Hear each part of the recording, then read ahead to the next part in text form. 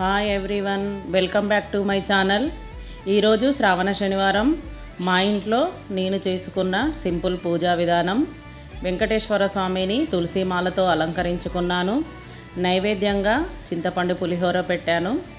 ఇవి 2 పిండి దీపాలు వెంకటేశ్వర స్వామికి ఎంతో ప్రీతికరమైనవి.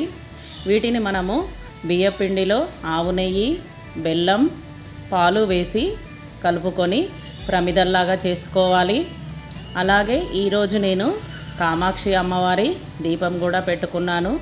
చింతపండు పులిహోర ఎలా చేయాలో చూద్దాం రండి. ముందుగా స్టవ్ మీద కడాయి పెట్టుకొని కొద్దిసేపు నానబెట్టి రసం తీసిన చింతపండు రసాన్ని కడాయిలో వేసుకోవాలి.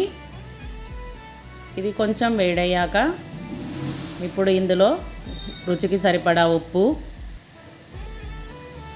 పచ్చిమిర్చి, కరివేపాకు, కొద్దిగా పసుపు,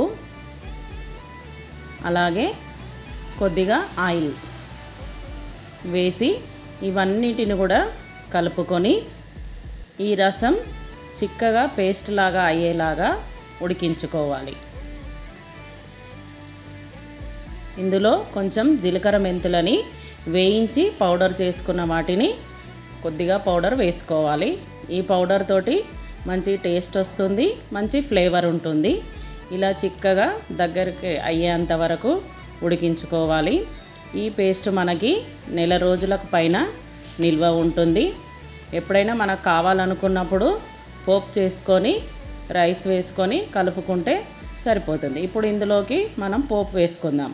స్టవ్ మీద కడాయి పెట్టి అందులో ఆయిల్, జీలకర్ర, ఆవాలు వేసుకున్న తర్వాత పల్లీలు, శనగపప్పు, మినపప్పు, కొద్దిగా మిరియాలు వేసుకొని లైట్ గోల్డెన్ కలర్ వచ్చేంత వరకు వేయించుకోవాలి.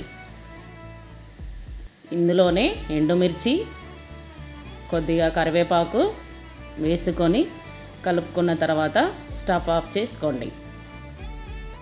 ఇప్పుడు ఇందులో కొద్దిగా పసుపు వేసుకోవాలి. అలాగే ముందుగా ఉడికించి పెట్టుకున్న చింతపండు రసాన్ని కూడా వేసుకోవాలి.